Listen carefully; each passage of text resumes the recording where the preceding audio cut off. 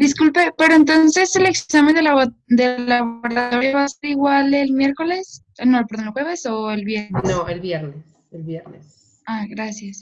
Va a ser el viernes.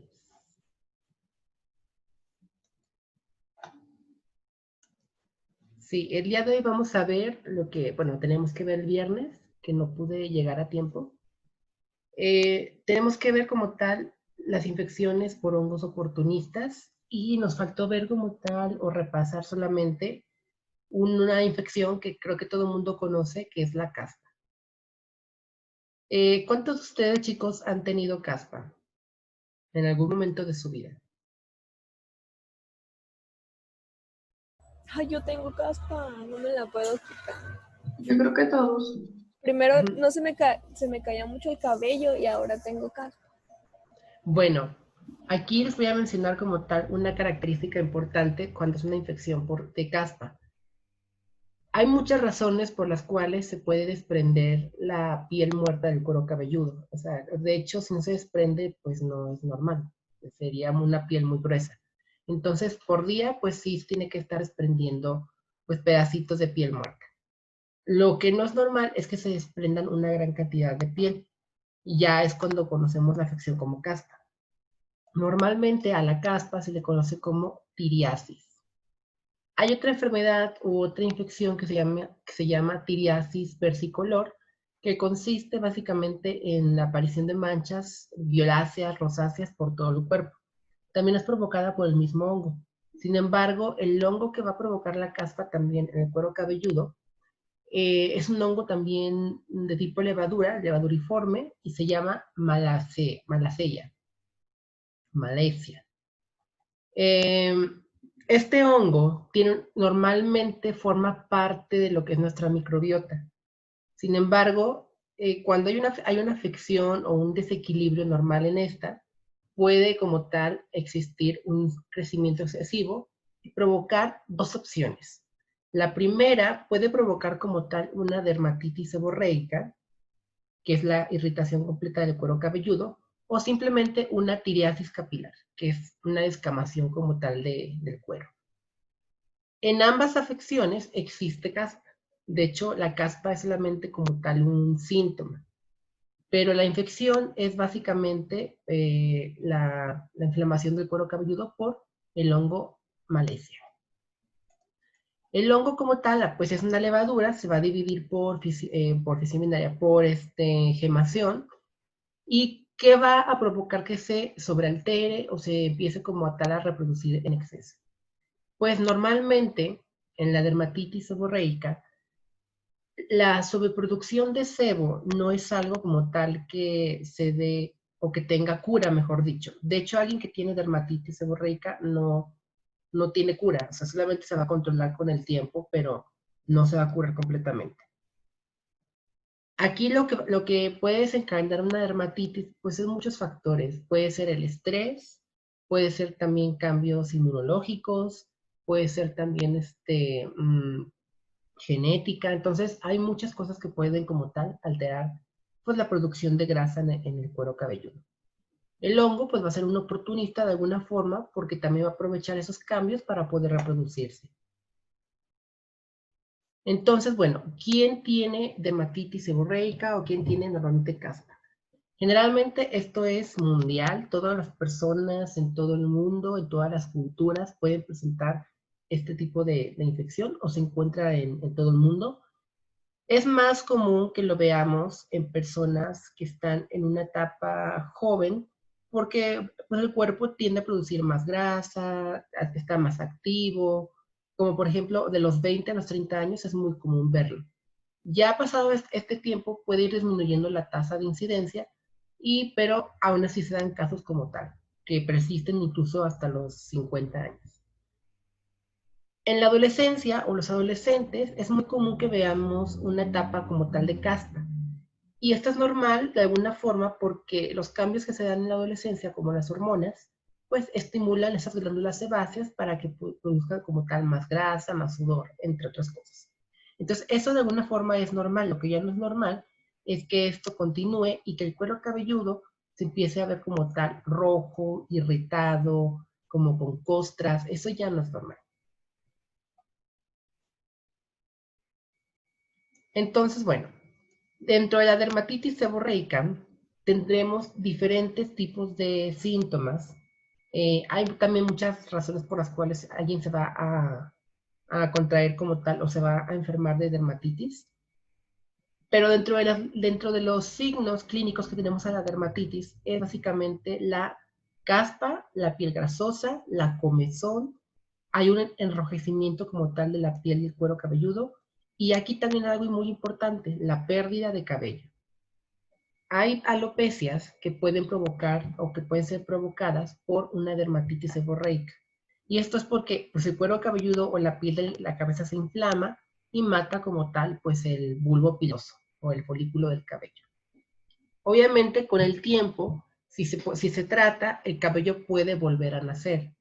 Pero si no se trata, pues básicamente a la larga deja una alopecia cicatricial y por lo tanto ya no va a crecer nunca más el cabello. Entonces, es por eso que la dermatitis como tal, esta afección cutánea, pues tiene que ser atendida y tiene que ser controlada a lo largo de toda la vida, ya que pues no existe una cura completamente. No solamente el hongo va a afectar lo que es la cabeza, también puede afectar otros sitios del cuerpo como lo es, pues, todos los lugares donde haya glándulas sebáceas. Por ejemplo, la cara, puede afectar como tal la zona de las cejas, puede también afectar como tal el pecho, la espalda y las capas externas como tal del estrato córneo, por lo que va a ser siempre un hongo oportunista, que son los que también vamos a empezar a ver ahorita. Ahora, diferencias entre una caspa común y corriente y una dermatitis. Ambas pueden ser provocadas por el hongo. Eso sí es algo que tienen en común. Malacia o malacia es un hongo que va a ser el agente causal de ambas. Puede ser el agente causal de ambas. En la dermatitis vamos a observar una irritación y un eritema muy característico en la piel del cuero cabelludo o donde se encuentre como tal esta infección. En la tiriasis capitis o la tiriasis capilar, que es la caspa común, sí encontramos la descamación. Sí la hay, pero no hay como tal este enrojecimiento y esta formación como tal de escamas, de grietas que pueden como tal inclusive ser dolorosas en la dermatitis. Entonces es como algo muy característico y se puede distinguir fácilmente. Además que en la tiriasis no siempre como tal hay una producción excesiva de grasa o de sebo. O sea, aquí básicamente la casa puede ser seca, puede ser solamente la descamación excesiva, o también en la dermatitis, pues es una característica también, pues hay muchísima grasa. Por ejemplo, te puedes bañar, no sé, ahorita en este rato, y a lo mejor ya como a las 2, 3 de la tarde ya sientes otra vez el cabello lleno de grasa. Entonces es algo muy característico de la infección. ¿Qué cuadro clínico tendremos en la dermatitis? Bueno, primero que nada, esto siempre tiene que confirmarse con un dermatólogo, obviamente, porque es una afección directamente de la piel. Ustedes como tal, pues sí pueden decir, pues es una dermatitis seborreica, pero pues lo ideal es que los manden con un especialista para que pueda como tal tener un tratamiento pues más especializado, porque va a ser obviamente dependiendo del caso de cada persona. Para ventaja de algunos y de la gran mayoría, de hecho, la dermatitis es muy fácil como tal controlarse con un champú. De hecho, la mayoría de los tratamientos capilares o los tratamientos para la piel, al menos en este tipo de infecciones, pues son champús. No hay como algo medicado en su mayoría. Siempre tendremos como tal una sudoración excesiva en la parte del cuero cabelludo. Eso es porque se eleva el pH y como tal el CO2 o el dióxido de carbono trata como tal de salir del cuerpo. Entonces, cuando esto ocurre, pues se vuelve el cuero cabelludo muy alcalino y es por eso que empieza a sudar demasiado. Como tal, la pérdida de agua también es algo muy característico en el cuero cabelludo o con la dermatitis seborreica, y por lo tanto la piel se va a ver muy seca, pese a que se vea muy grasosa, muy irritada, siempre va a estar seca. Una cosa muy distinta es ver la piel grasa y otra cosa muy distinta también es ver la piel, pues, humedecida. Es muy distinto. En pacientes con SIDA, normalmente se pueden formar escamas y manchas rojas como estas que estamos viendo aquí. Hasta parece que es como una tiña, pero pues no es una tiña. Y va a predominar siempre en los varones. Generalmente por un 2 o 5% más que en las mujeres, se ven más casos en varones. Y tiene lógica. Tiene lógica por las hormonas de los hombres. La testosterona, como tal, es una hormona masculina que, pues, sobreestimula las glándulas sebáceas. Entonces, pues, tiene mucha lógica. Si rapáramos como tal a alguien, o si le quitamos el cabello, pues podemos observar muy fácilmente todas las placas eritematosas o las placas como tal irritantes de la dermatitis, que no solamente pueden estar en la cabeza, pueden estar también en esta parte del cuerpo, en las cejas, aquí como tal entre las comisuras de los labios, pueden estar aquí en las alas de la nariz, pueden estar como tal en lo que es los pabellones de las orejas, pero siempre, siempre van a respetar como tal lo que es los pliegues submamarios, el pubis y los genitales. Estas zonas normalmente no están afectadas por la dermatitis. O sea, no es una regla general, pero casi nunca vemos una dermatitis en estas zonas. Bueno, seborreica. ¿Qué otros síntomas? Pues la caspa, ya la hablamos, es otro síntoma característico de la dermatitis. Pero aquí esta caspa va a ser siempre acompañada de grasa y de un olor muy característico que es como el olor a grasa. Yo creo que todo el mundo ha olido lo que es la grasa para zapatos o la grasa en algún punto. Saben cómo huele, el aceite saben cómo huele. Y a eso mismo huele como tal el cuero cabelludo, huele a grasa. Entonces huele a sucio. También el enrojecimiento y la picazón. Una picazón como si tuvieran piojos es una característica muy común en la dermatitis. Y esto lo empeora porque ya el cuero cabelludo está inflamado, está irritado, y si te rascas pues todavía más, pues obviamente lo vas a inflamar y lo vas a alterar más. Entonces esto es algo que suele como tal ser perjudicial. Bueno, en la psoriasis capilar, pues no hay como tal, ahora sí, aquí mucho que decir. Esto es fácil también de diagnosticar y solamente es la piel muerta que se desprende en exceso.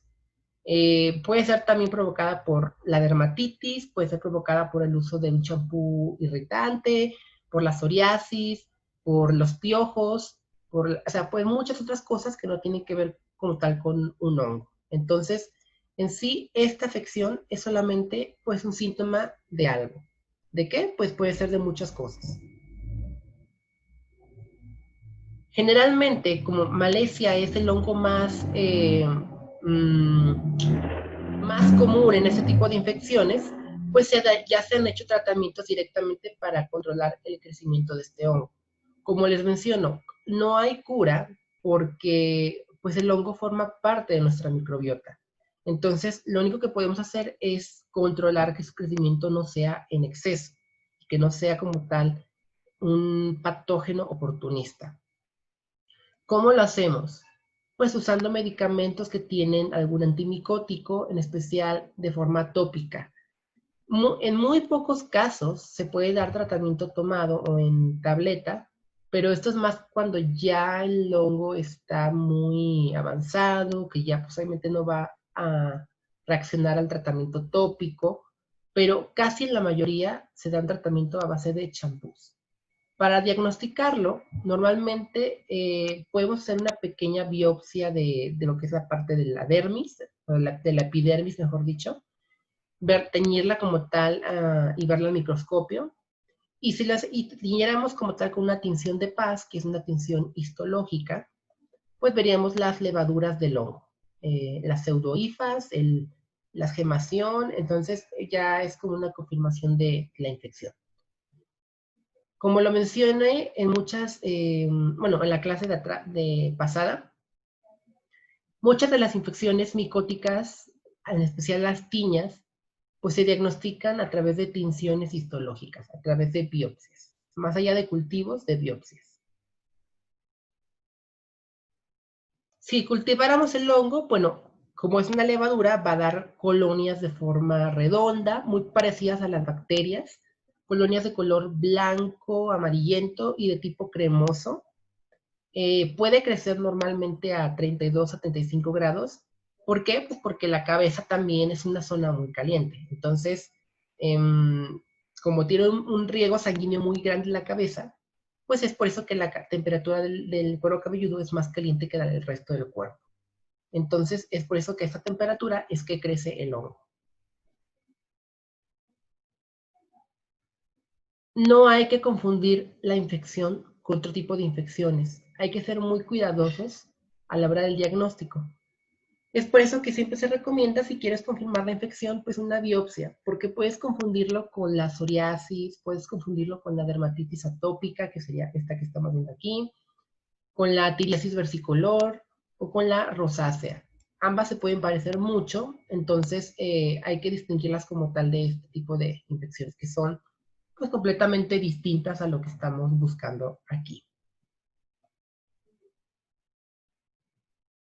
Tratamiento. Bueno, yo creo que todos hemos visto este champú muy comercial, muy ¿cómo podríamos decirlo? Pues muy publicitado, muy famoso. Al menos, bueno, los de mi generación, yo creo que sí conocimos este champú y lo llegamos a utilizar en algún momento, que es el famoso Medicast. Curiosamente, el Medicast sí funciona. Sí funciona porque tiene ketoconazol. El ketoconazol, pues es un medicamento y pues obviamente esto te ayuda a controlar el crecimiento de los hongos. Ahora, el problema con estos champús, bueno, primero hablando del Medicast, es un champú que es pues muy oleoso, muy pegajoso, parece que te estás poniendo un chicle en la cabeza.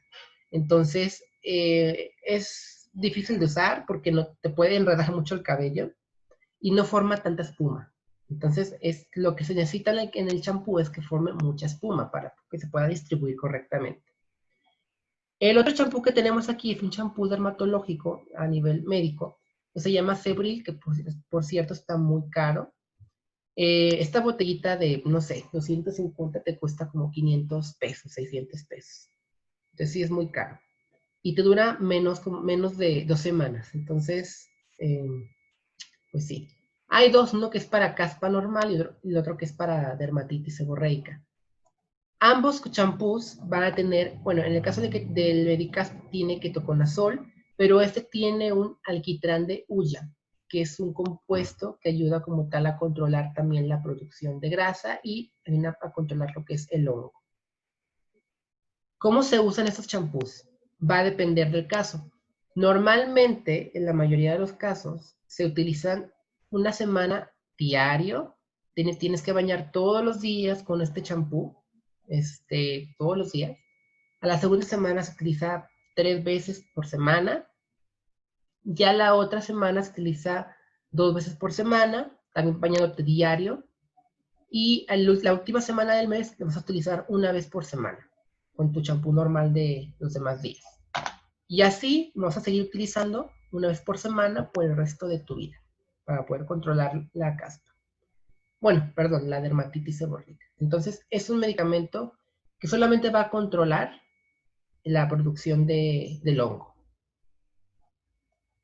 No hay cura total, entonces, pues es algo que tienen que decir a los pacientes y es bueno controlárselo porque pues a la larga sí, obviamente te va a afectar en otras cosas. Puedes perder todo tu cabello por una dermatitis seborreica. Hay gente que pierde su cabello por esto. Y obviamente pues esto causa pues baja autoestima, entre otras cosas.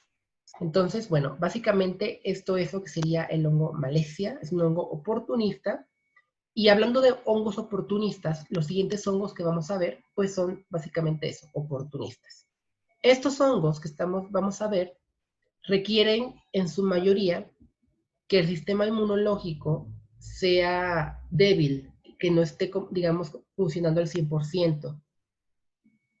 Inclusive, algunos de ellos son como señales de que el cuerpo tiene una infección grave, por ejemplo, como el SIDA. Vamos a ver ahorita un hongo u hongos que son, digamos, las primeras infecciones que los pacientes con VIH suelen presentar al momento del diagnóstico ya como tal del síndrome de inmunodeficiencia adquirida, o sea, del SIDA. Cápsula y paréntesis como tal para recordar. ¿Cuál es la diferencia entre el VIH y el SIDA?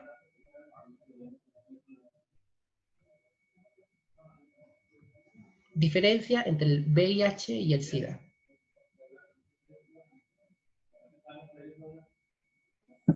¿El agente causal? ¿Qué más? ¿Qué más? ¿No era ¿Qué que es una uno infección? estaba como activado y el otro estaba como todavía no avanzaba mucho o algo así?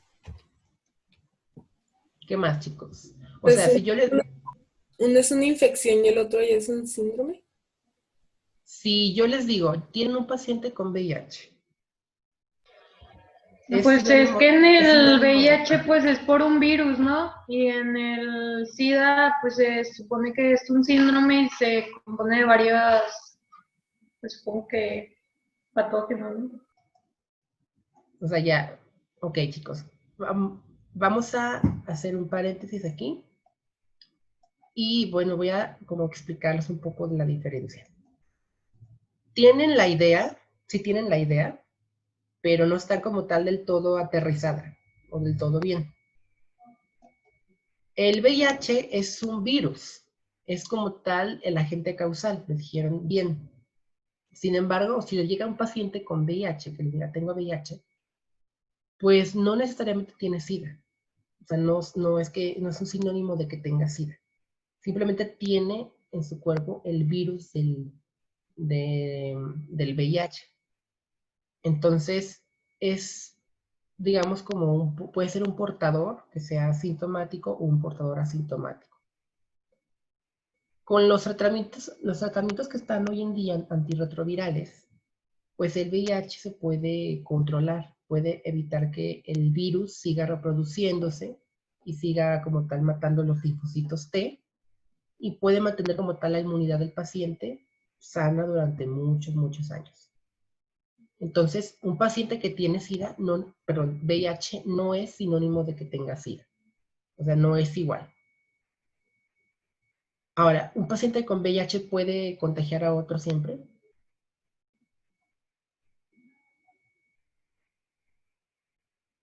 ¿Qué opinan? ¿Sí, no? ¿Quién sabe? Al 100% no.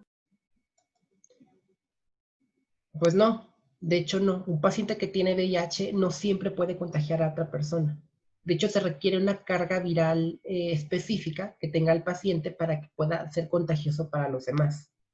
Si su carga viral es muy mínima, existe una posibilidad muy baja de que te pueda llegar a contagiar. Aún así, obviamente, pues nadie se quiere arriesgar y por eso siempre utilizar protección cuando estás con una persona.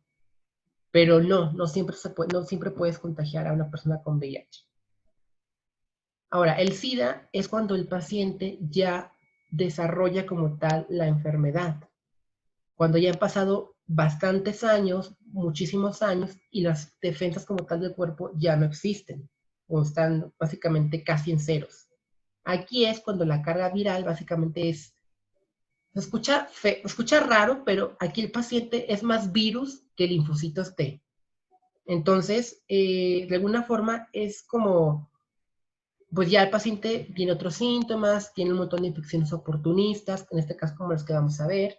Entonces ya es cuando el paciente se vuelve contagioso al tener relaciones, al compartir fluidos, pero nada más. Entonces aquí ya es una infección mortal porque no hay defensas para el cuerpo que lo defiendan y pueden morirse hasta de una simple gripa común y corriente. Entonces esa es la diferencia entre VIH y el SIDA. Ahora, las micosis sistémicas son aquellas en las que el hongo tiene que diseminarse por los órganos o por los tejidos para que pueda como tal causar una infección. Tenemos infecciones por hongos oportunistas, que son muchos que conocemos como cándida, Aspergillus, Pneumocystis, tenemos a coccidioides, tenemos a infecciones por hongos patógenos primarios y hongos sistémicos que son endémicos, que son es la clase como tal también ya del viernes, una de las últimas clases del viernes. O si la podemos ver hoy, pues la vemos hoy. Los hongos oportunistas normalmente son saprófitos, pueden estar en el ambiente de forma natural o también pueden ser parte de nuestra microbiota.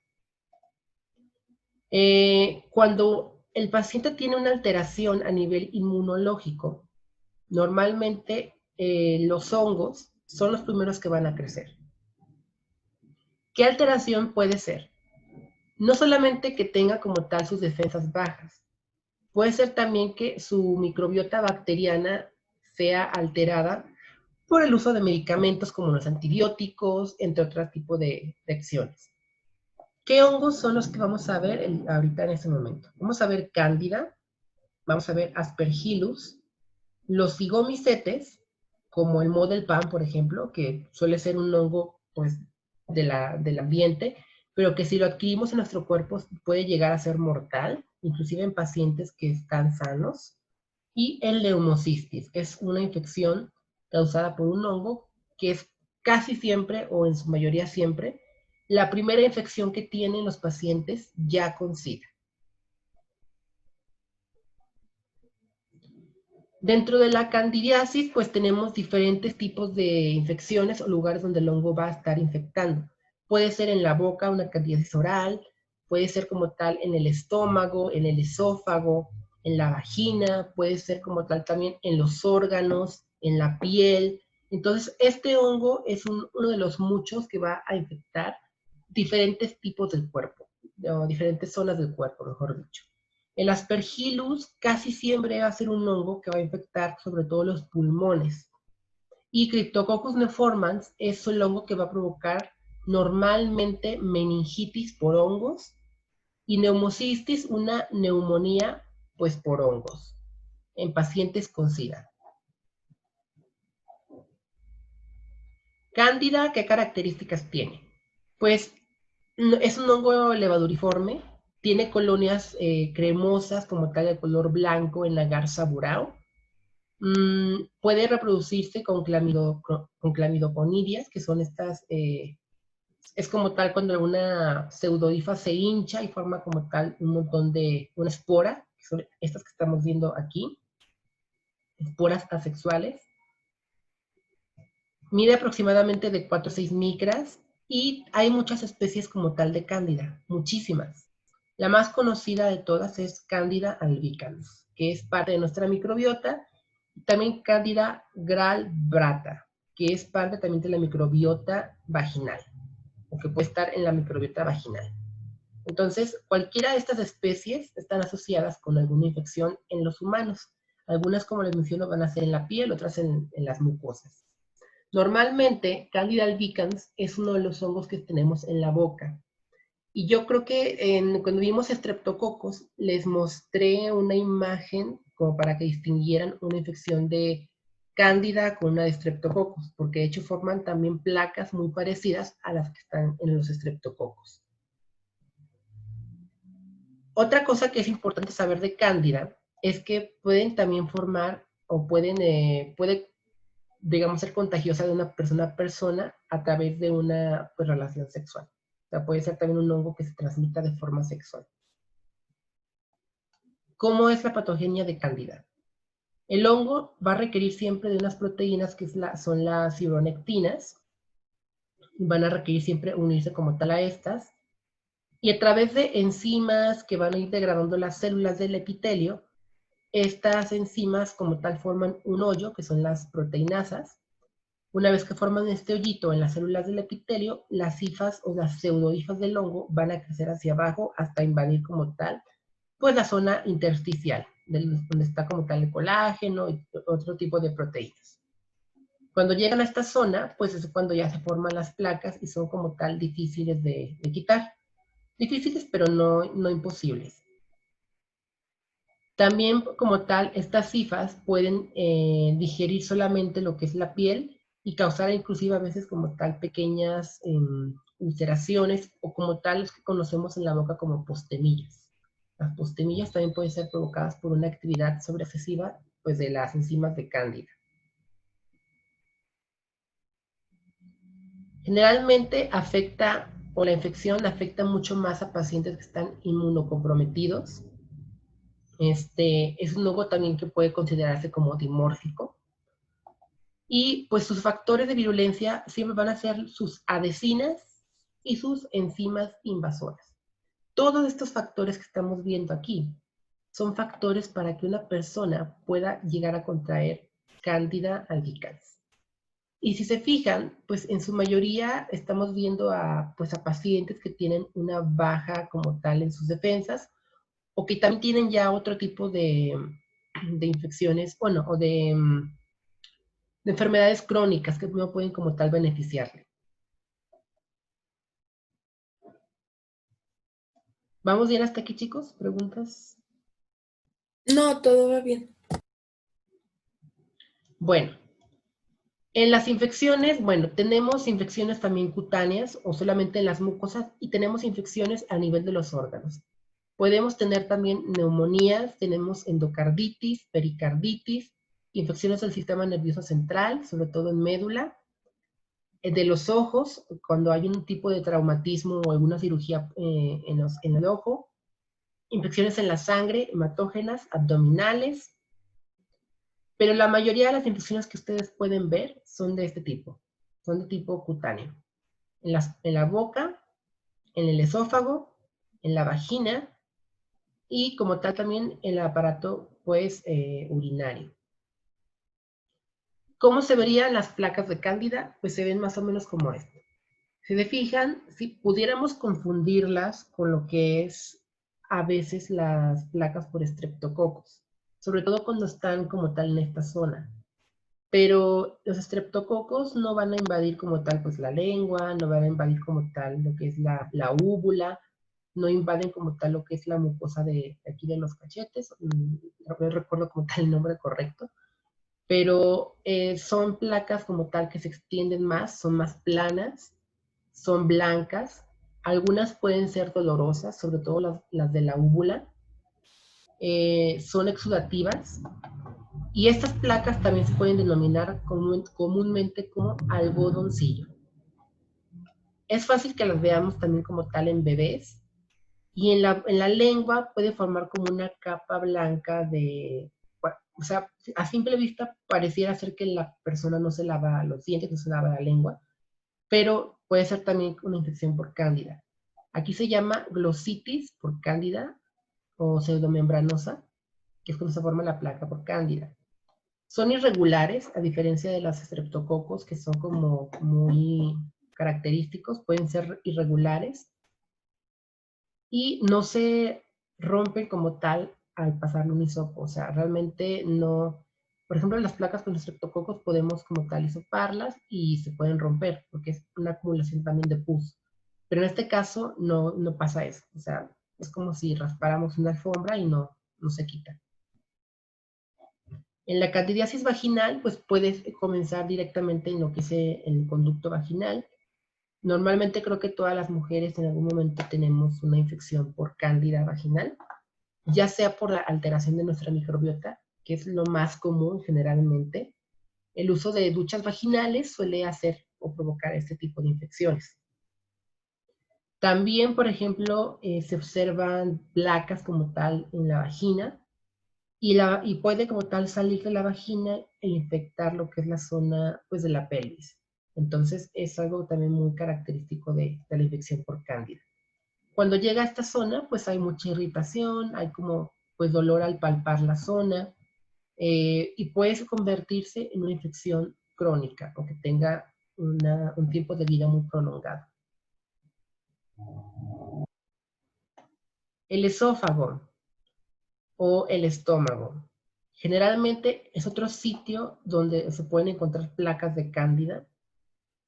¿Qué síntomas creen que tenga una persona con una infección por cándida en el esófago?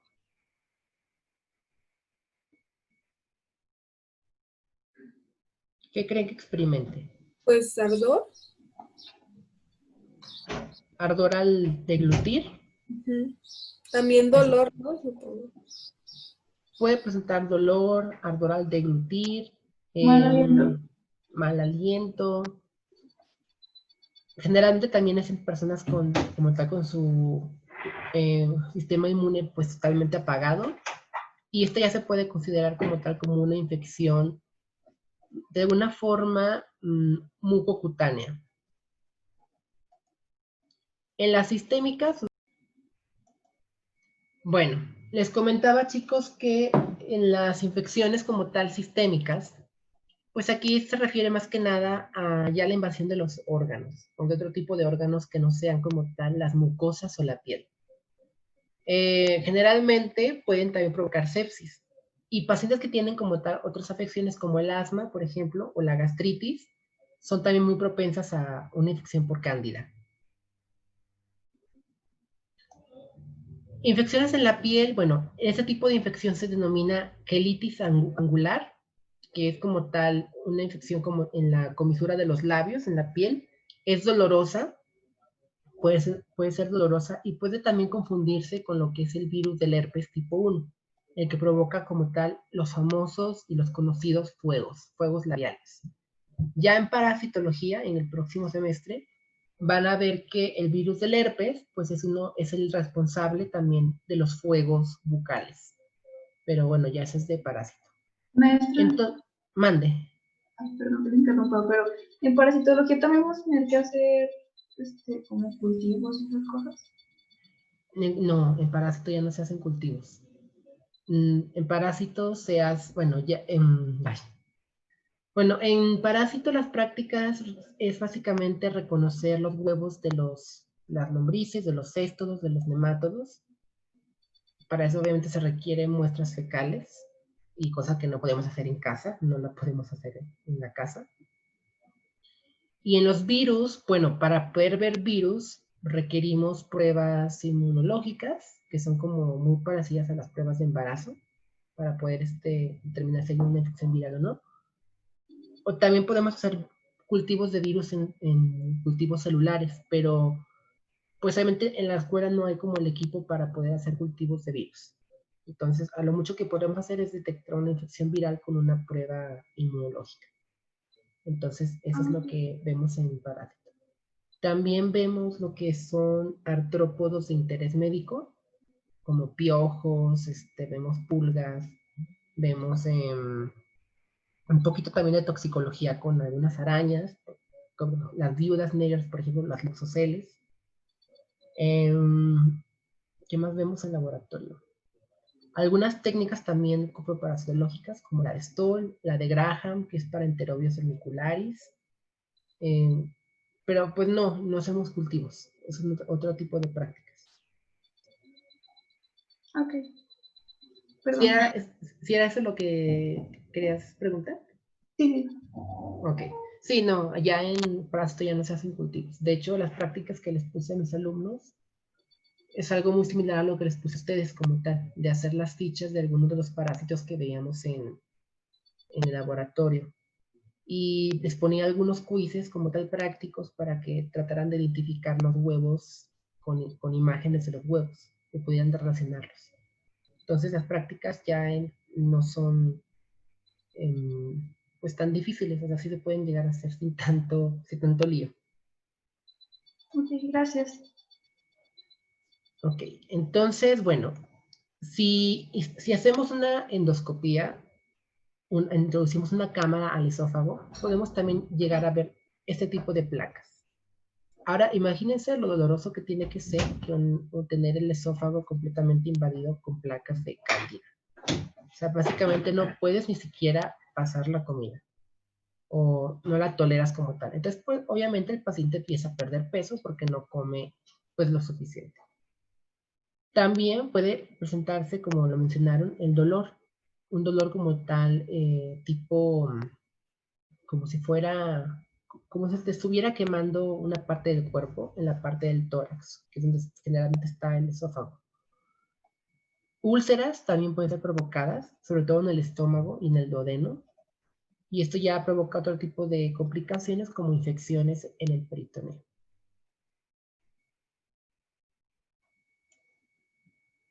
Otro tipo de infecciones también se conocen como balanitis o balanopsis, que son también ya infecciones cutáneas de cándida, sobre todo en la parte del aparato urinario.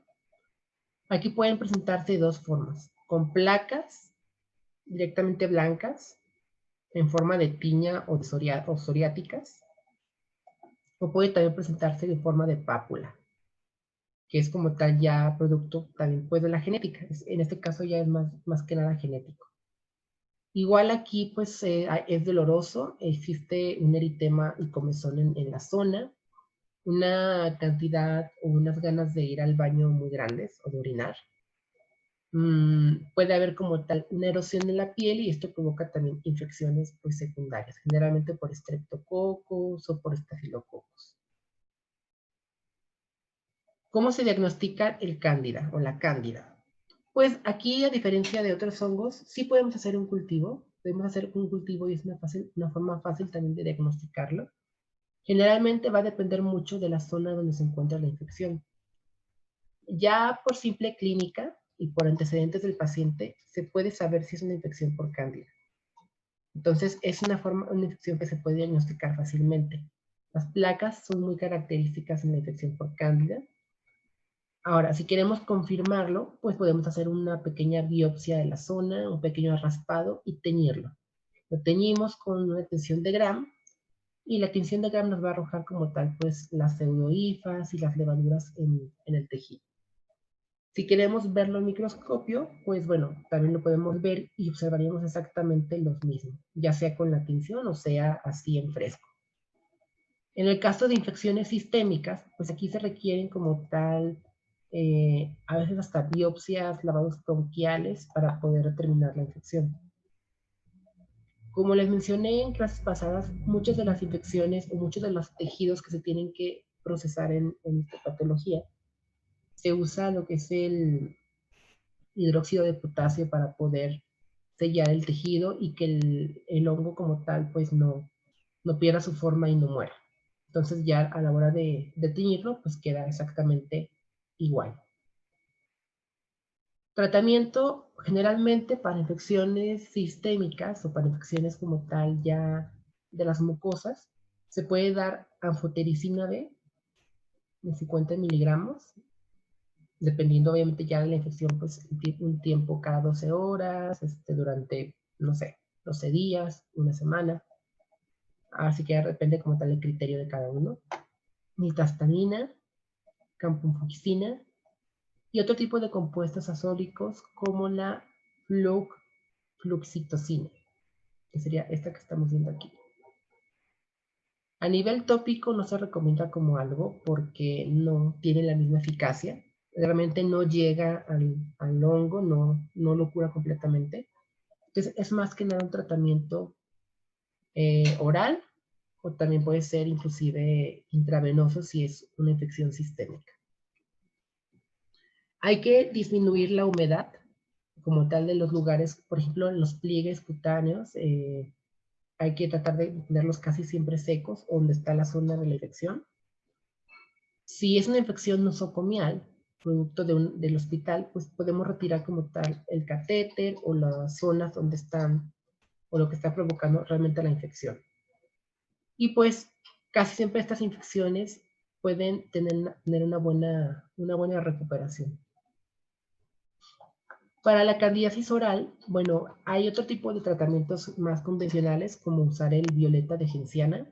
Yo creo que todo el mundo lo conoce. El problema con este tratamiento convencional es que pues deja toda la boca morada. O sea, te pintas toda la boca de morado. Dientes morados, lengua morada, o sea, todo te queda morado. Entonces, es algo también que funciona, pero pues es muy antiestético. Y en la vaginitis por cándida se recomienda utilizar fluconazol.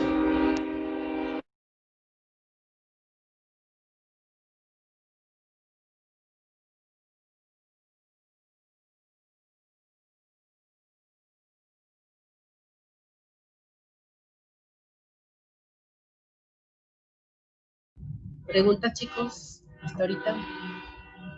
Yo sí. Entonces, también dentro de los hongos hay gran positivo, gran negativo. Y si es No, así, pues, ¿por qué así se es. tiñe? No es que sean gran positivos ni gran negativos, solamente que pues las características de la pared pues permiten que puedan teñirse, o sea, realmente los hongos se pueden teñir con muchas tinciones. Solamente que la de Gram pues por alguna razón tiene una afinidad con las levaduras, por así decirlo. O sea, por ejemplo, con los filamentosos, pues no es como tal necesario teñirlos porque se ven en un cultivo.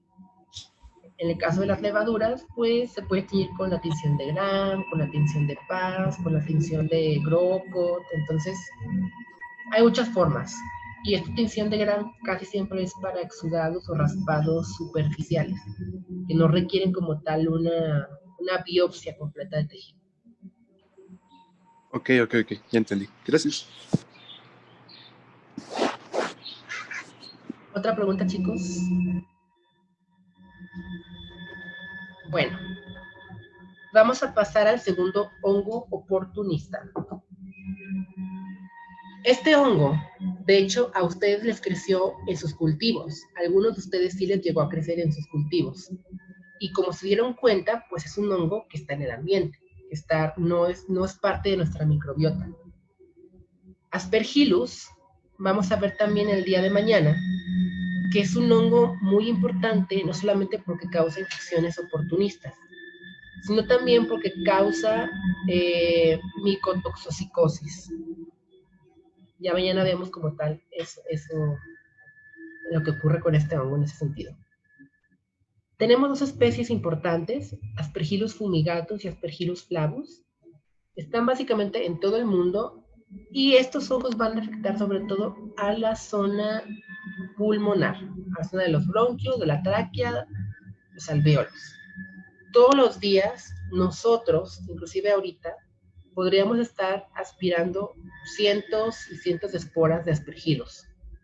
Entonces, todos los días las aspiramos. Aquí el problema no es que las aspiremos, porque normalmente los macrófagos en los pulmones, en los alvéolos, pues se encargan de eliminarlas. El problema aquí es cuando una persona no tiene esa capacidad como tal de eliminarlas y pues las esporas proliferan en los pulmones. A diferencia de Cándida, es un hongo filamentoso, tiene hifas como tal verdaderas, tiene macroconidios o conidias como tal, como las que estamos viendo aquí en la imagen. Y cuando hacemos una biopsia o hacemos una radiografía o hacemos inclusive una autopsia, podemos ver muy claramente que es una infección por Aspergillus. ¿Dónde se da más comúnmente esto? En hospitales o en zonas donde hay una mala calidad del aire acondicionado o que hay como tal una ventilación muy cerrada.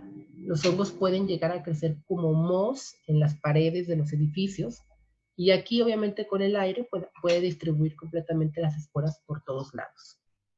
Esto es más comúnmente en hospitales y en conductos de ventilación. Entonces casi siempre se asocia mucho a infecciones nosocomiales.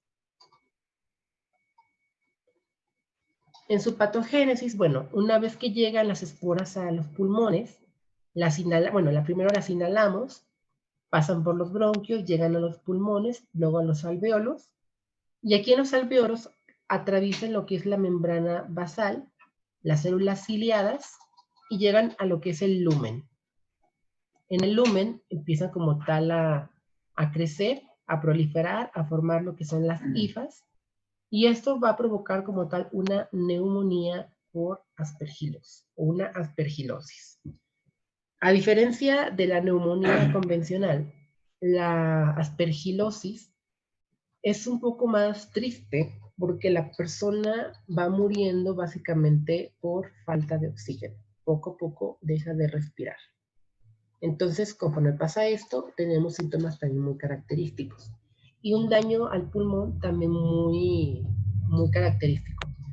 Observamos también como tal, inclusive a veces partes del pulmón que están como degradadas, como si hubieran sido digeridas. Y esto se debe a que el hongo también tiene algunas proteinasas que pueden degradar como tal las proteínas y fosfolipasas, que son, ya vimos anteriormente, productos o enzimas, proteínas que degradan la parte esta de los fosfolípidos de la membrana. Entonces, bueno, aquí en el pulmón, sobre todo en pacientes con SIDA o inmunocomprometidos, van a evitar, bueno, o los macrófagos alveolares van a estar ausentes, por lo tanto, se va como tal a activar una concentración de formas reactivas de oxígeno, lo que va a ocasionar un daño al bronquio y a la pared como tal del tejido. Si hiciéramos una tinción o una radiografía, un ultrasonido o una resonancia, veríamos algo muy comúnmente asociado a esta infección que se llama aspergiloma. El aspergiloma es como tal esta estructura que estamos viendo aquí en la tinción, que parece como tal una estrella aplastada o ¿cómo podría decírselo? A ver, chicos, a ustedes que tienen más imaginación, ¿qué se parece esto? Pongámosle el nombre a esto. ¿Una qué? Una medusa. Una medusa, parece como una medusa. Pues, Entonces, esto es algo muy característico de la infección por aspergilos. Esto es, tanto en resonancias como en tinciones, se observa y observa muy claramente. Y esto se denomina aspergiloma. ¿Qué manifestaciones clínicas existen? Los pacientes tienen un aumento de eosinofilia, de los eosinófilos, que están más comúnmente asociados a infecciones parasitarias o por parásitos, no tanto por hongos. Hay un aumento como tal de inmunoglobulinas G, que es comúnmente también asociadas a alergias. Tiene síntomas muy parecidos a lo que es la tuberculosis como tal. Hay pacientes que tienden a escupir esputo con sangre, algunos no. Una tos también muy, muy característica. Puede haber inclusive bronquitis crónica, asma.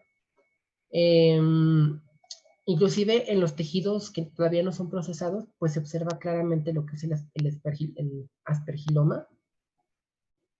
Estos tienen dos opciones, o se quedan en la zona del pulmón, o pueden pasar la barrera del pulmón, llegar a zonas como los órganos y provocar infecciones sistémicas, infecciones en los vasos sanguíneos, inclusive hemóptisis o erosión de las estructuras sanguíneas, por lo que va a provocar también hemorragias internas.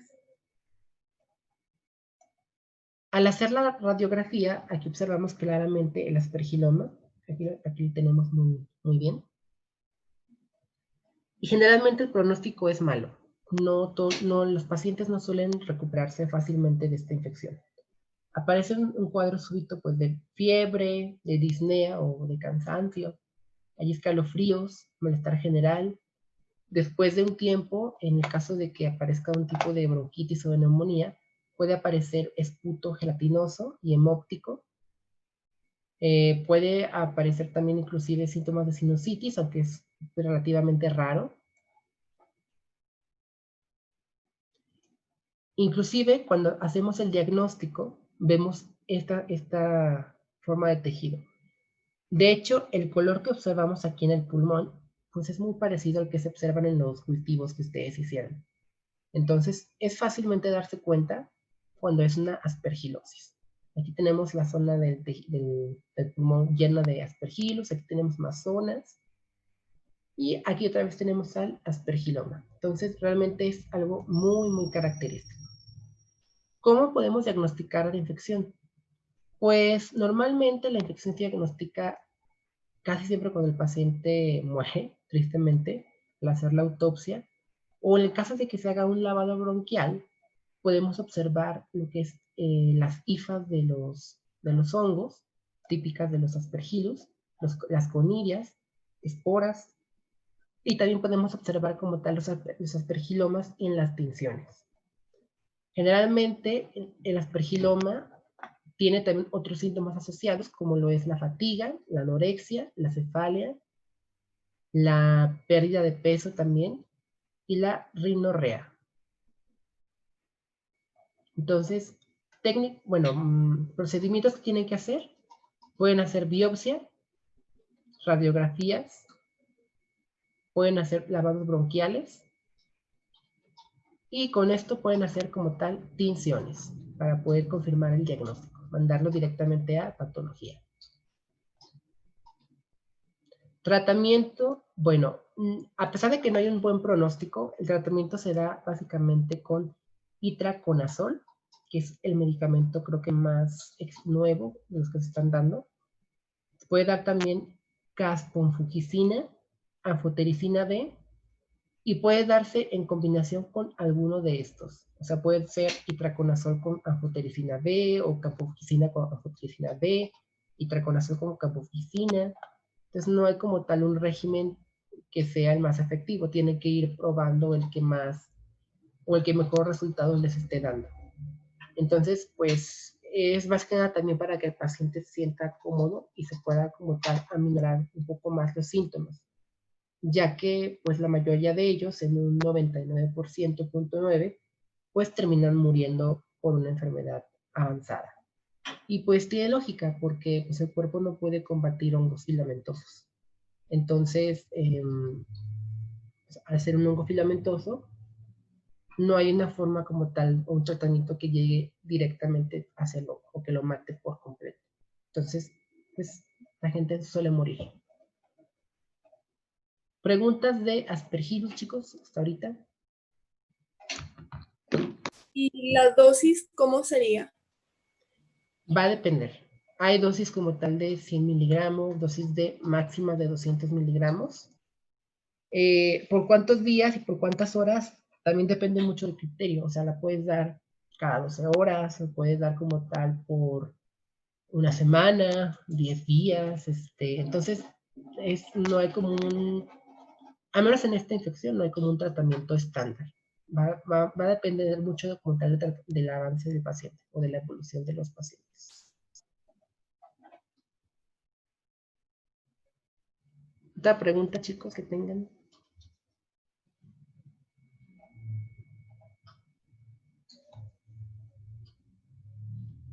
Bueno, ¿cómo podemos prevenirlo? Pues podemos hacer muchas cosas.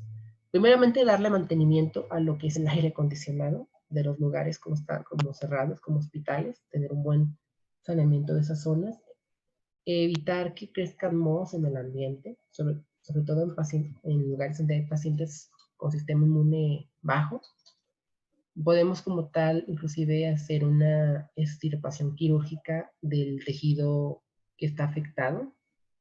Es ya un procedimiento muy arriesgado porque pues, es cirugía mayor y aparte pues no te garantiza que funcione al 100%. Ahora, neumonía por neumocistis. Neumocistis girobensi es el hongo que antes se creía que era un parásito. Y se creía que era un parásito porque es muy, muy pequeño, muy pequeño.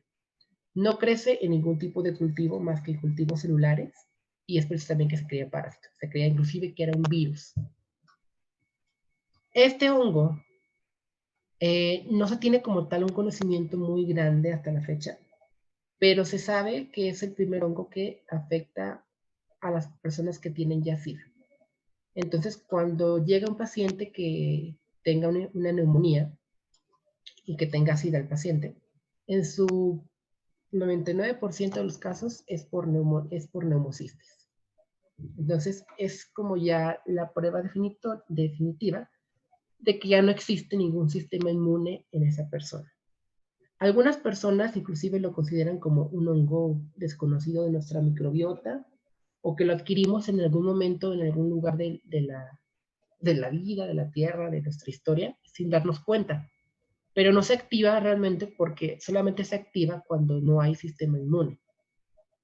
O sea, entonces es algo que inclusive nosotros, como estamos sanos ahorita, podemos tener ya en nuestro cuerpo, pero no nos damos cuenta porque no va a estar como tal descontrolado.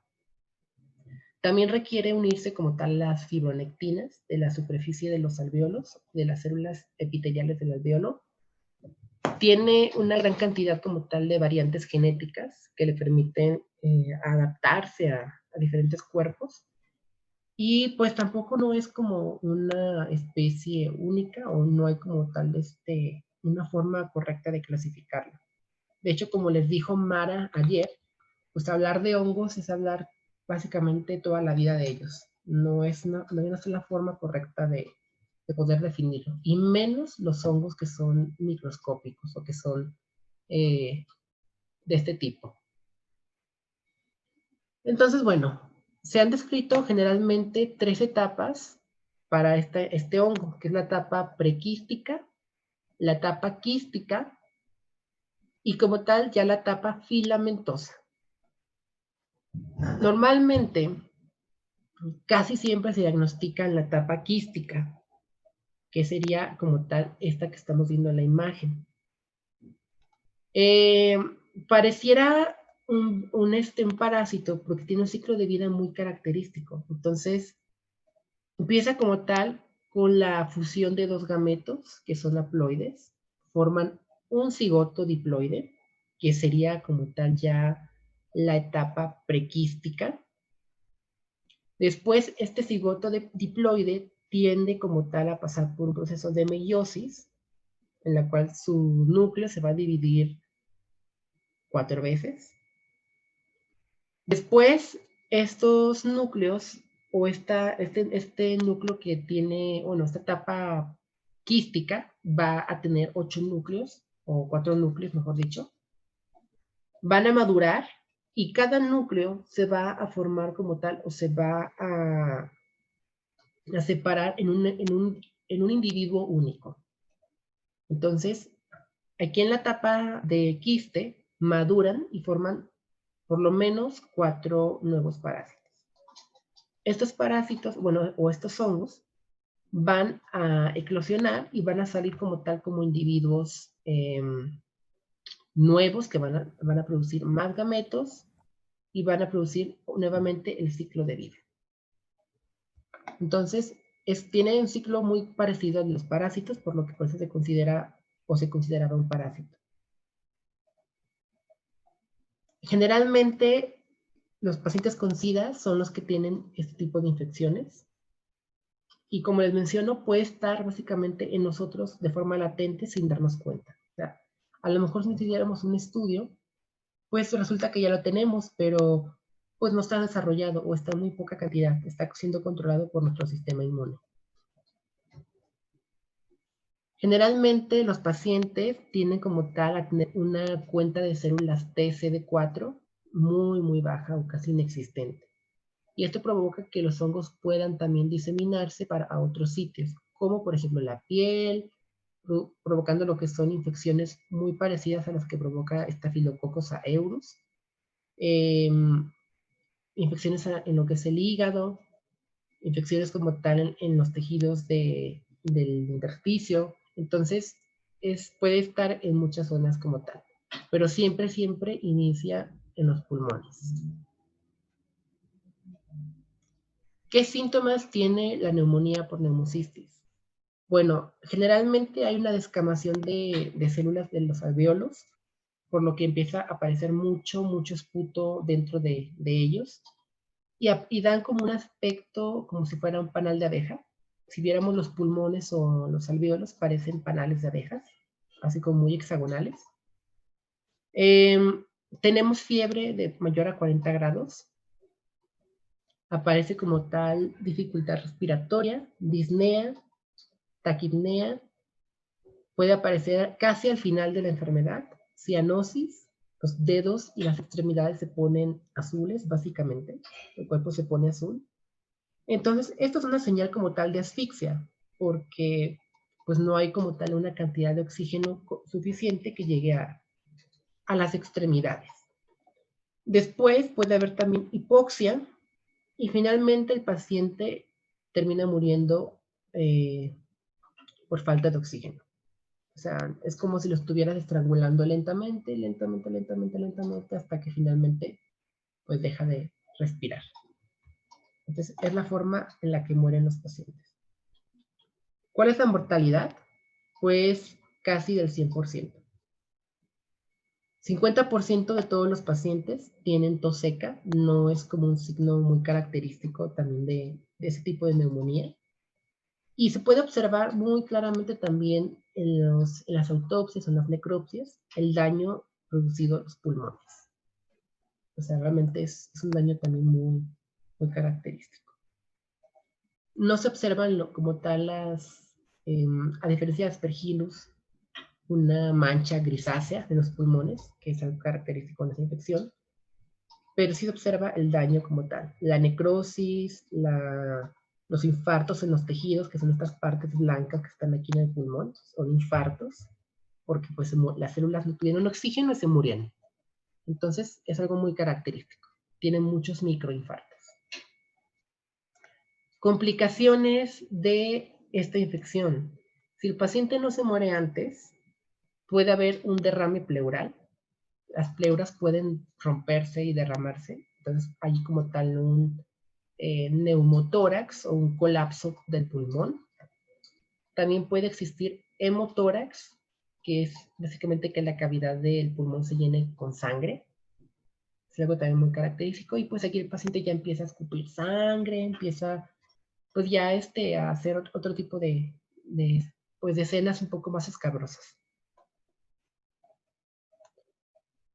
Después, ¿cómo se diagnostica? Pues haciendo lavados bronquiales. Hay que meter un broncoscopio al pulmón, hacer un lavado y después con esa muestra hacer una tinción de plata, de broco o de metamina. Casi siempre los puntitos negros en la tinción de plata se observan estructuras negras en forma cocoide, de cocos o forma redonda en las células como tal del pulmón, y esto ya es señal de la presencia de neumocistis. De hecho, estas tinciones son específicas para hongos. Si no hay hongos, pues no se observan estas estructuras. Si las hay, pues sí se van a observar. También se puede hacer biopsias directamente del pulmón, pero hacer una biopsia ya es un poquito más invasivo y si el paciente no está tan sano, podemos tener una complicación un poco mayor. Entonces, generalmente se opta más por hacer un lavado bronquial. Esta es la tinción de Grocott. Si observan aquí, todo lo que se ve de verde es tejido del pulmón que no nos interesa. Y todo lo que está, digamos, en negro son neumocistis o hongos. Entonces, esta tinción es como la más indicada para diagnosticar directamente algún tipo de infección por hongos. También se puede hacer tinciones con anticuerpos fluorescentes, pero pues ya es una técnica más cara y generalmente no es necesaria porque con la tinción se diagnostica correctamente. Tratamiento, bueno, aquí curiosamente el tratamiento se da también lo que es un antibiótico. Se da generalmente trimetopina y sulfametazol cada 12 horas, dependiendo, por vía oral o por vía intravenosa durante 14 a 21 días. Entonces, hay dos opciones: que el paciente se recupere en este tiempo o que tenga algún tipo de complicación durante el tratamiento y pues se muera. En pacientes con SIDA hay una gran cantidad de efectos secundarios, obviamente por el medicamento. Y en pacientes que están un poquito más sanos, pues suele haber como una recuperación un poco más lenta, no tan rápida. Preguntas, chicos, de neumocistis. ¿No? Bueno, ¿cómo podemos prevenir la infección? Hay que hacer que el paciente eleve su cuenta de células T, mínimamente a 200 células por cada mililitro cúbico. Si tiene menos de esto, pues no va a tener como tal un buen pronóstico. Entonces, eso es lo que podemos hacer solamente por el paciente, y esto se hace obviamente con tratamientos antirretrovirales. Ok. Cápsula y pequeño paréntesis. ¿Cuántos de ustedes sabían la diferencia entre SIDA y VIH?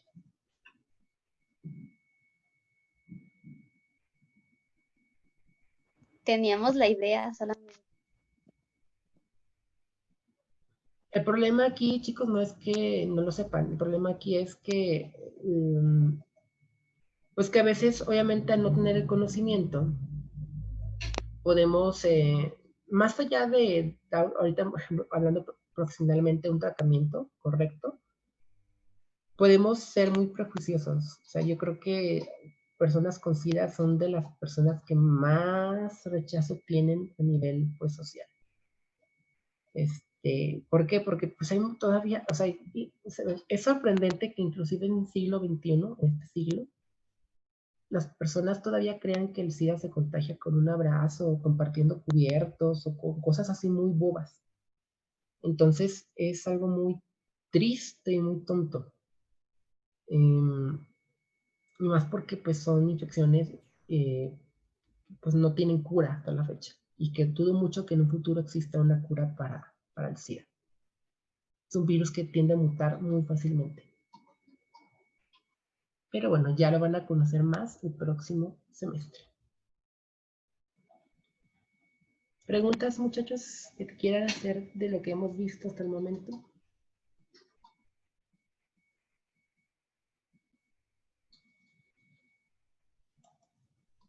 ¿Cuál era el origen del SIDA? Sé que tenía que ver con un animal, pero no recuerdo cuál. Bueno, se cree, es que el SIDA es una infección, bueno, el VIH, recuerda que el SIDA ya es una enfermedad del VIH. El virus del VIH tiene su origen, o sea, se tiene reportado que se originó en algún lugar de África. De hecho, se considera también como una zoonosis, como el coronavirus, por ejemplo. Porque originalmente el virus del VIH estaba en los simios, está en los simios. Pero a diferencia de nosotros, los simios sí pueden combatir el virus del VIH, o sea, sí no les afecta tanto como a nosotros. Entonces, la verdad, hay muchos mitos de cómo se pudieron contagiar. Pues se cree que el más, la hipótesis más aceptada es que algún fulano de África practicó zoofilia con algún animal que está infectado, y esa forma fue en la que adquirió el virus. O sea, de un simio se lo pasó a un humano. Entonces, en el humano, pues mutó, se adaptó, y pues se hizo completamente resistente y ya ahora sí como lo conocemos hoy en día. Se cree mucho, durante muchos tiempos el virus del VIH se asoció mucho a la comunidad gay, porque es donde se empezó como a dar los brotes. Pero ya después se vio que no era como propiamente de la comunidad gay, o sea, no era algo solamente de ellos. Entonces, es algo que también se da todavía hoy en día, y pues también se considera una pandemia, porque ha sido una infección que no se ha controlado como en ningún aspecto. Entonces, pues cuidado con eso.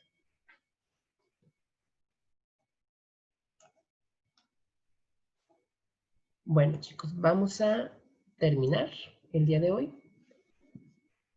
Vamos a ver lo que son los zigomicetos. Los zigomicetos, muchachos, ya vimos que es también una división muy aparte de los ascomicetos, que son solamente hongos filamentosos. A diferencia de los ascomicetos, las hifas de los zigomicetos no tienen tabiques, que es la característica morfológica propia de la división. No hay tabiques en las hifas de los zigomicetos, cosa que sí existe en los ascomicetos. Todo mundo, incluso ustedes, conocen los zigomicetos en vivo. El Model Pan es un zigomiceto. Los hongos que crecen como tal en forma de pelusa en las frutas o los alimentos son zigomicetos. Entonces, inclusive en sus cultivos también llegaron a crecer zigomicetos.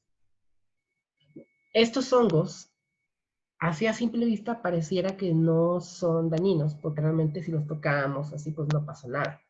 El problema es cuando crecen dentro de nuestro cuerpo o cuando los adquirimos por algún tipo de evento traumático o algo así. Aquí sí se vuelven realmente peligrosos. Tenemos a muchos géneros de ascomicetos como Absidia, Rhizopus, Mucor, que son los géneros comúnmente asociados a cigomicosis.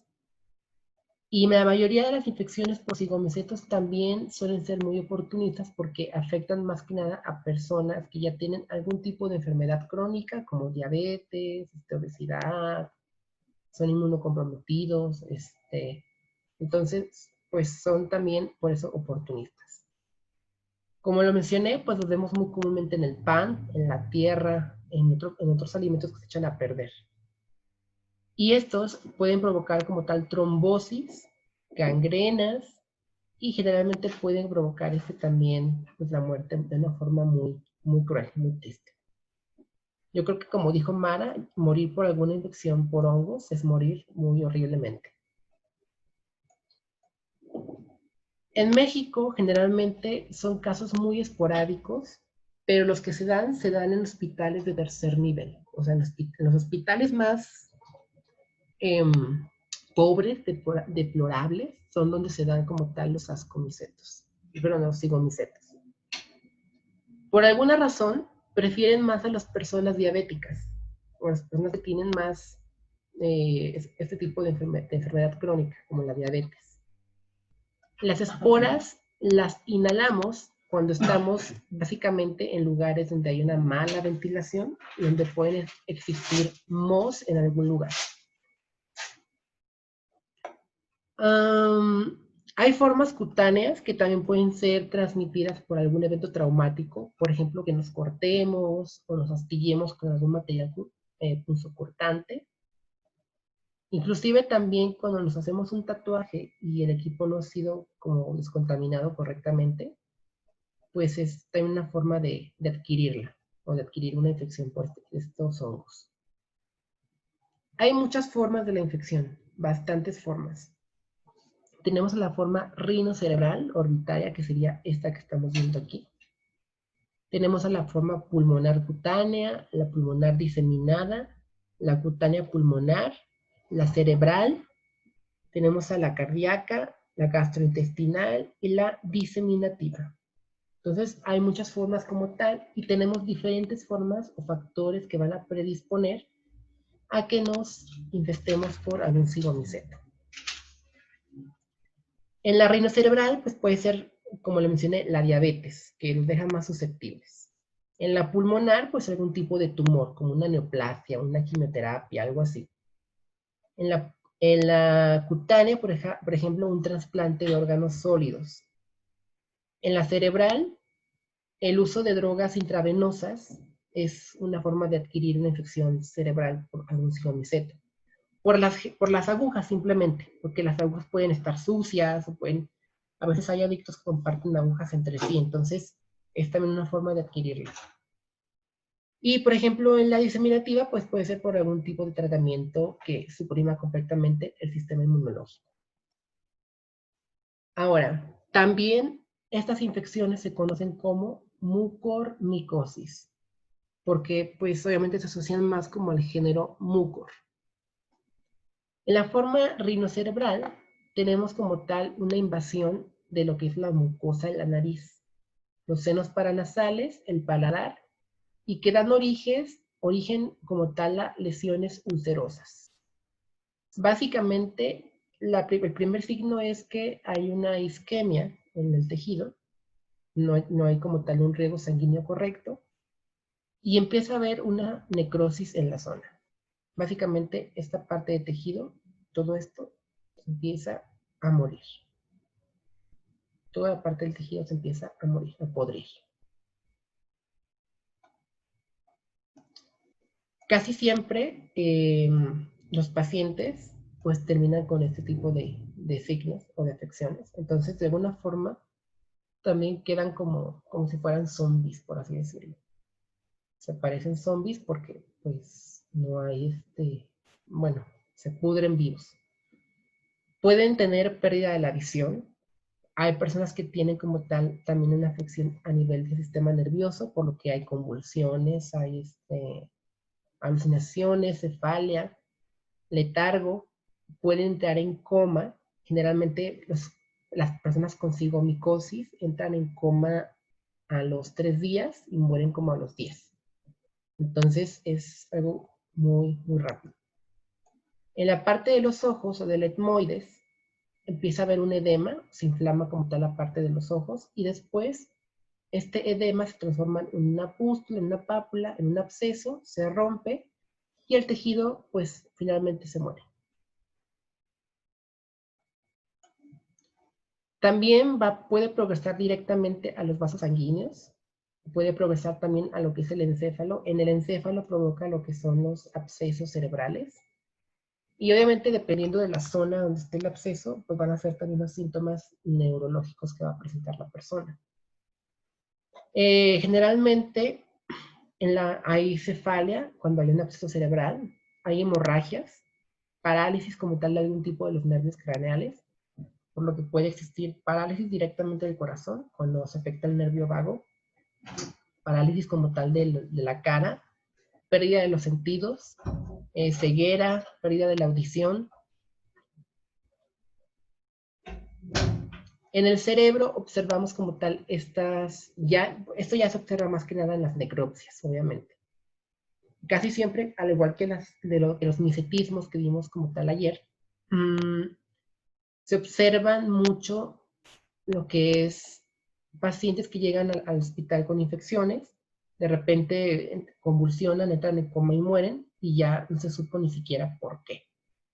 Entonces, es también como tal una infección pues, que tiene un final pues rápido. En la forma pulmonar, pues tenemos dolor pleural, tenemos esputo, tenemos como tal embolia también a nivel de los pulmones, tenemos fiebre, tos con sangre, dificultad para respirar. Entonces no es como algo muy característico de una neumonía, por ejemplo. Son infecciones como tal más graves. Y si se fijan, los síntomas que tenemos aquí, básicamente es de que el cuerpo se está pudriendo por dentro. O sea, el cuerpo se empieza a podrir por dentro estando vivos. Y todos estos síntomas, pues son básicamente por eso. No es como un cuadro característico de otro tipo de infecciones.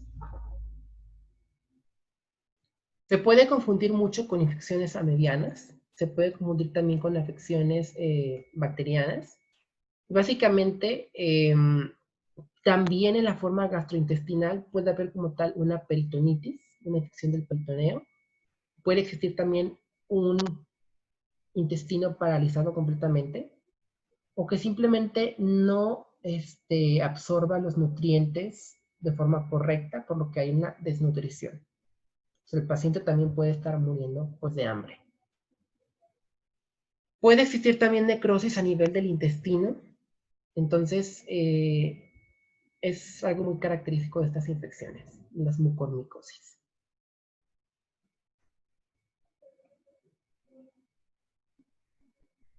Diagnóstico, bueno, casi siempre se diagnostican tarde, ya cuando el paciente ha muerto y se hace la necropsia, es como se diagnostican.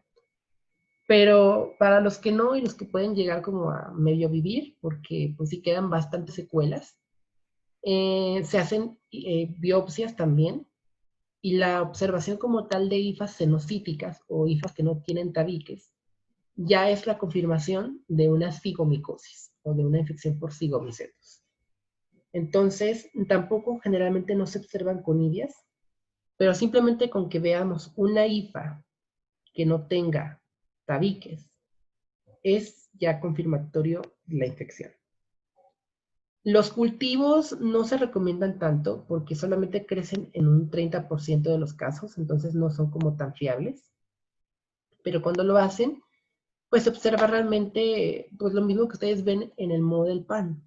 Se observan colonias de tipo algodonoso, como si fueran filamentos. Entonces no es algo muy diferente. O sea, aquí abajo tenemos un pan, si se fijan, aquí está el pan. Y aquí arriba tenemos ya un cultivo propio de un tejido. Entonces, es la forma en la que se puede diagnosticar correctamente. Si queremos tomar muestras igual del pulmón, se hace lavado bronquial, se toma biopsia del tejido necrótico, se pueden hacer también biopsias como tal del intestino. De líquido cerebroespinal tampoco no es muy recomendable porque casi siempre salen negativos. Entonces es la forma en la que se pueden diagnosticar. Casi siempre los cultivos, si es que crecen, tardan aproximadamente 5 días en que crezcan a nivel a temperatura ambiente. El tratamiento suele ser muy agresivo. Se da generalmente anfotericina B y también se puede inclusive dar cirugía para poder quitar los hongos de los tejidos. También se puede dar como tal ketoconazol de 400 miligramos, que es como de las dosis más altas, con fluconazol de 150 a 400 miligramos, o directamente itraconazol de 200 miligramos al día durante 2 o 3 semanas, hasta que desaparezcan los síntomas. Generalmente el pronóstico es muy omiso, es muy impredecible, así que los pacientes pueden recuperarse o pueden generalmente morir. Entonces, pareciera que un hongo que es muy común, como el del pan, no nos haga nada, pero pues ya ahorita vemos pues que sí es así, sí nos provoca una infección muy grave. El último hongo que vamos a ver el día de hoy. Ay, Valeria, ya sé que ya estás cansada.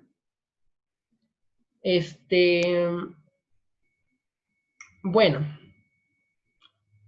Cryptococcus neformans. Sí, ya es el último.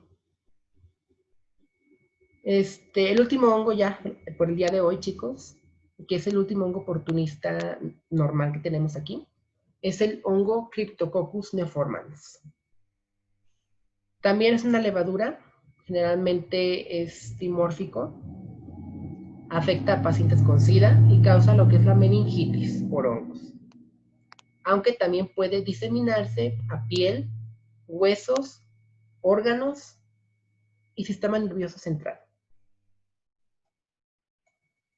Es un basidiomyceto. ¿Se acuerdan que en los basidiomycetos la mayoría de importancia médica son por intoxicación por setas o por champiñones? Este hongo es un basidiomyceto como ellos. Generalmente la levadura mide de 4 a 6 micras y la fuente de contagio es básicamente las palomas o la popó de las palomas. Entonces es un hongo como tal que está en todos lados donde hay popó de palomas.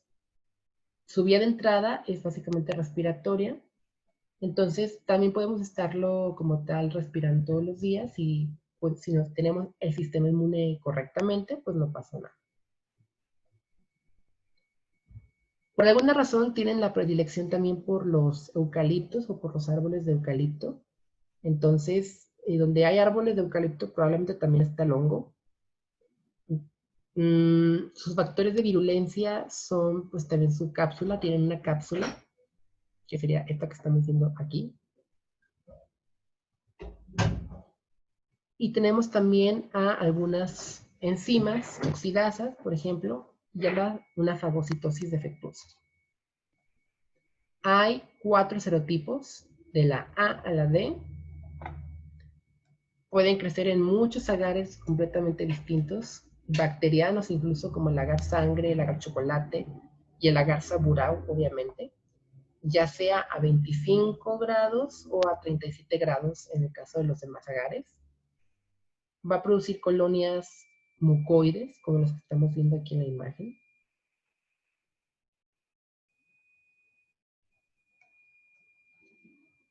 Y su primera infección, como le mencioné, va a ser la meningitis crónica. Esta, a diferencia de otras meningitis, va a ser de un inicio pues lento, insidioso, con fiebre, cefalia y con una alteración del estado mental. Básicamente, esta meningitis sí altera el estado mental. La mayoría de las meningitis solamente causa como tal una cefalia, pero no afecta como tal mucho a nivel mental.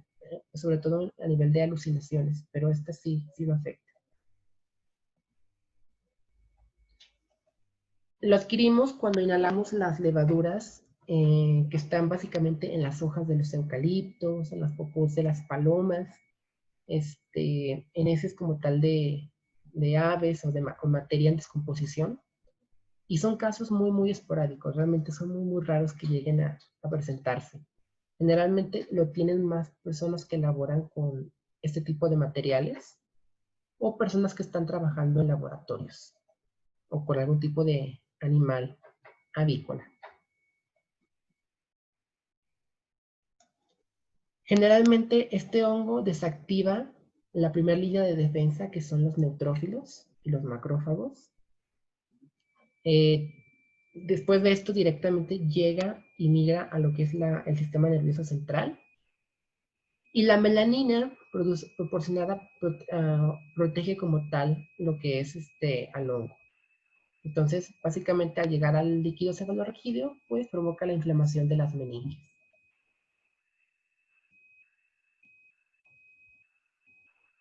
También hay otra forma variante, que es la criptocosis pulmonar.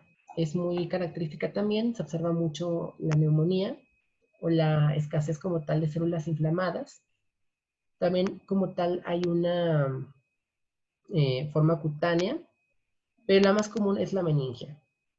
Aquí observamos como tal en la resonancia una forma como tal característica de la infección. Sería esta que estamos viendo aquí.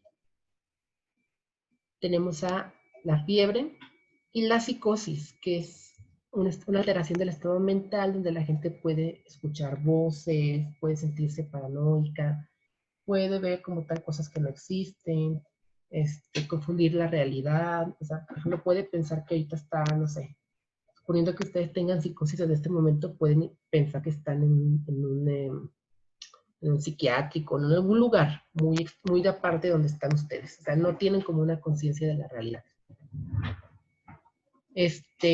Los síntomas pueden aparecer directamente a los pocos días o inclusive hasta semanas después de que ha sido infectada la persona. Entonces no sigue como tal un patrón pues consistente, no hay como algo que lo define. Por eso es una meningitis inconsistente. También afecta mucho a personas con SIDA. Hay también signos de demencia, como tal, signos parecidos al Alzheimer. Hay también una disminución del estado de conciencia, convulsiones, y la neumonía que provoca este hongo, pues es generalmente muy leve, o sea, no es tan mortal como la neumonía por neumocistis.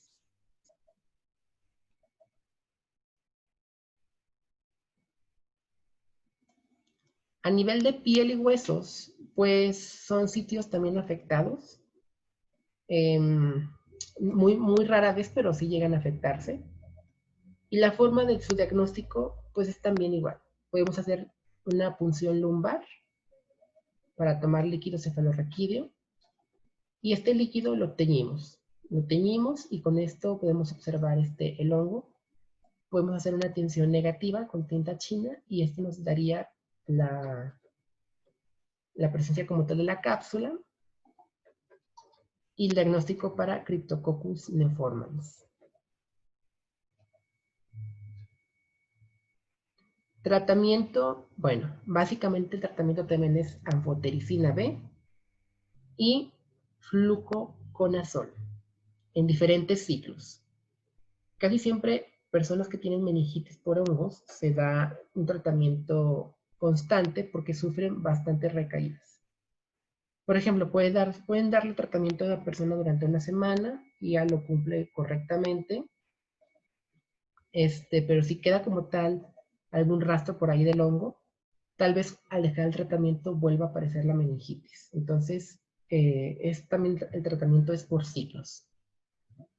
Pueden dejar que la persona descanse, no sé, unos días, y si ven que no pasa nada, ya suspenden el tratamiento. Si ven que pasa algún síntoma mínimo, vuelven como tal a dar tratamiento. Entonces, básicamente, chicos, estas serían las infecciones por hongos oportunistas. ¿Ok? ¿Preguntas ahora, chicos? ¿Comentarios? ¿Reclamos? Bueno, el día de mañana ya terminamos como tal, espero que clase. Vamos a ver lo que son las micotoxinas y vamos a ver también lo que les prometí un poquito del tratamiento de los micetismos. O sea, ya un poquito más desglosado. Ya no vamos a ver tanto micetismos porque ya con Mara, pues los vimos creo que muy bien ayer. Pero sí les voy a complementar un poquito con el tratamiento o con el manejo de cada uno de los síndromes. Y vamos a terminar también de ver los hongos endémicos, que son esos que estamos viendo aquí, histoplasmosis, blastomices y coccidioides. Es lo que veríamos mañana. Entonces mañana los vería a igual, creo que a las 9, ¿verdad? A las 9 de la mañana.